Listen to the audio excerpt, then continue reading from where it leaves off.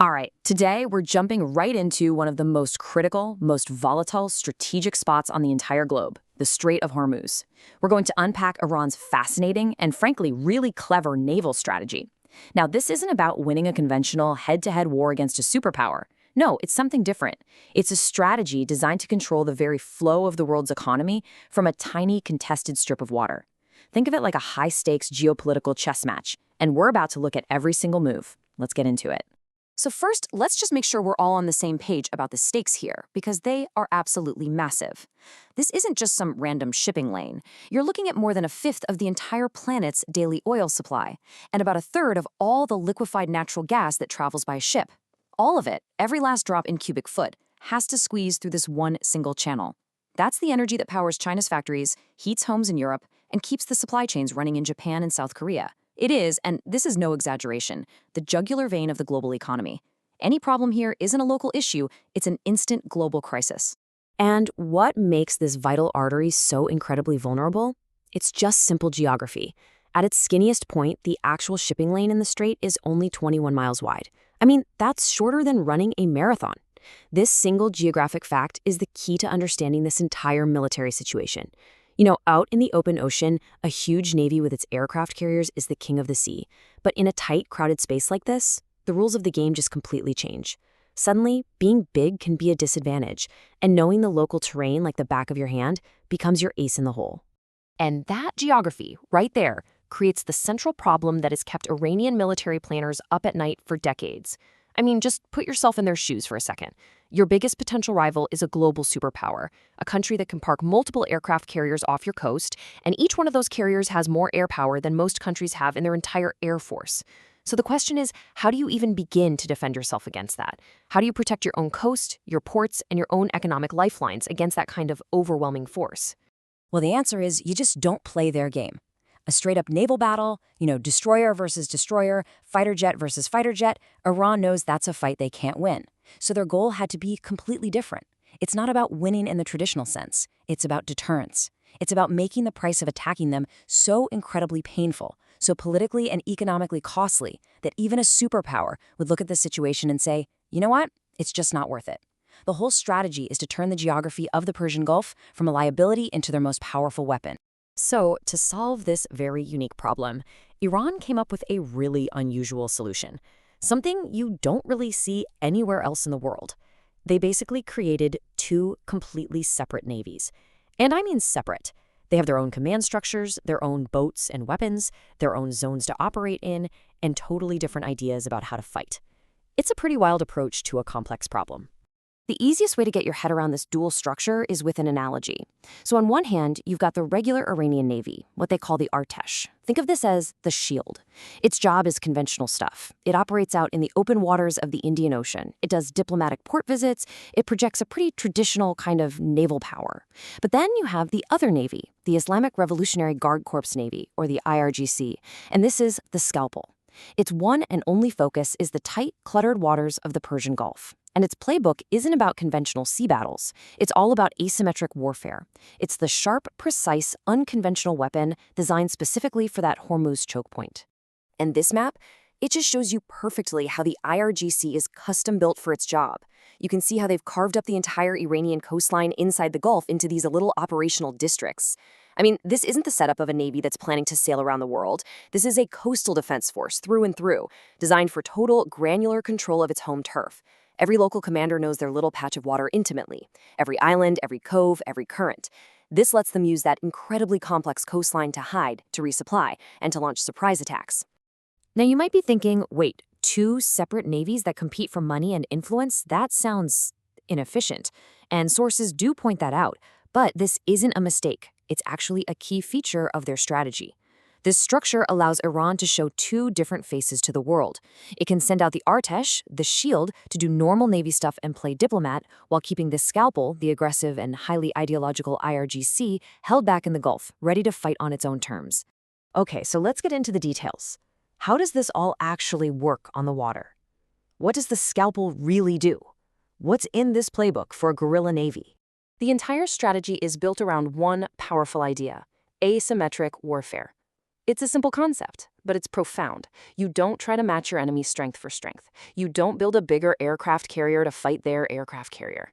Instead, you look at your powerful opponent, you find their weaknesses, their vulnerabilities, and then you exploit those weaknesses like crazy, using tactics they just aren't set up to deal with. The analogy of hornets swarming a bear is just perfect. One hornet? A bear won't even notice. But 1,000 hornets, coming from all directions at once, they can totally overwhelm and defeat the much bigger, stronger animal. The goal isn't to sink an aircraft carrier in one epic battle. It's to make its life in the Persian Gulf a living nightmare. And here are the stings those hornets use. Swarm attacks, right? The idea is to just overwhelm a high-tech warship with dozens, maybe hundreds of small, fast boats. Naval mines are a classic. They're cheap, but they're terrifyingly effective at blocking off a waterway. Then you have coastal anti-ship missiles. You can stick these on the back of a truck, hide them in the mountains along the coast, and they're almost impossible to find before they fire. And of course, now you have all the modern toys. Sneaky little submersibles, unmanned drones for spying and attacking, and sophisticated electronic warfare that can jam communications and mess with GPS to cause total chaos. This here is the core of that swarm concept, perfectly laid out. The real genius of the IRGC was taking thousands of pretty cheap, simple speedboats and strapping powerful, modern anti-ship missiles onto them. By doing that, they turned every little speedboat into a lethal threat. See, a big destroyer has a limited number of defensive weapons. It's built to handle a few complex threats at a time. It is not built to handle 100 threats coming at it from all directions at once. These little boats can hide all along the coast and then just pour out in a massive, coordinated wave, creating an absolute tactical nightmare for any warship. But, and this is where the strategy gets really fascinating, it's not just about boats and missiles. One of Iran's most effective tactics happens far away from the battlefield. It takes place in the dense, complicated world of international law. This is a war of legal interpretation, fought with paperwork and declarations. So for most of the world, there's this big treaty called the UN Convention on the Law of the Sea, or UNCLOS. And under this treaty, a place like the Strait of Hormuz is governed by something called transit passage. Put simply, it's like an international highway. It means all ships, civilian, military, doesn't matter, have the right to pass through quickly and without being stopped. The countries on the coast, like Iran, can't just block it off. This rule is the absolute foundation of global trade. It's what keeps everything moving. And here's the kicker. Iran signed UNCLOS, but they never actually ratified it, never officially made it their own law. Because of that, they argue that this transit passage rule doesn't apply to them. Instead, they claim the right to enforce a much stricter rule called innocent passage. And under their version of that rule, they get to decide who is innocent and who isn't, which gives them way more power to stop or even deny ships from passing through.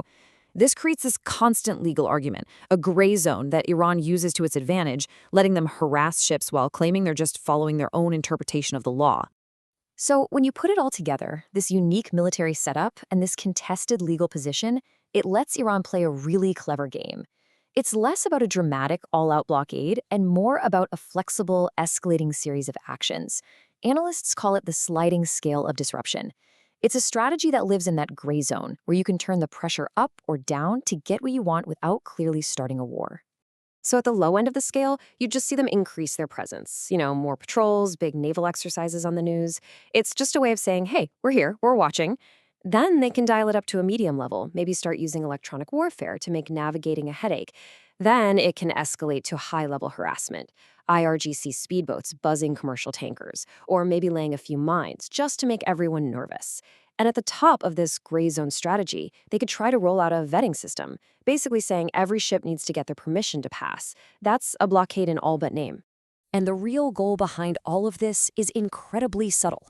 Every one of those steps is designed to be just annoying enough, just damaging enough, without being the one thing that guarantees a massive military response. The objective isn't always to sink ships. It's to make shipping through the Gulf so expensive and so risky that it puts huge economic pressure on Iran's rivals. I mean, if you can make insurance costs for oil tankers go through the roof, that's a huge win, and you didn't even have to fire a shot. So, this all brings us to the most important question, right? Why does any of this matter to you? Why should you care about a naval strategy in the Persian Gulf? What are the real-world ripple effects of this whole chess match?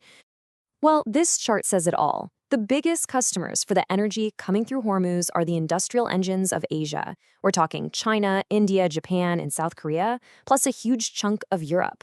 These economies, which represent a massive slice of the entire world's manufacturing and GDP, are completely and totally dependent on the smooth, predictable flow of ships through that tiny 21-mile-wide strait.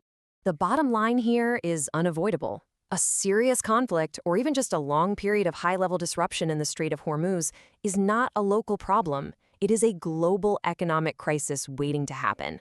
It would send energy prices into orbit, it would shatter already fragile supply chains, and it could easily tip the world into a major recession.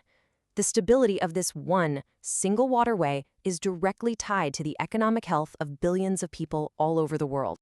And that really leaves us with one last big thought to chew on. Iran's strategy in the Strait of Hormuz, this whole mix of asymmetric tactics, clever legal arguments, and calculated economic pressure, is a perfect example of what we call modern gray zone conflict. It's a type of fight where the lines between war and peace are intentionally blurry, and it forces us to ask a really tough question. In a world where conflict is increasingly fought in these gray zones, are our old black and white ideas of what it means to win or lose a war even relevant anymore?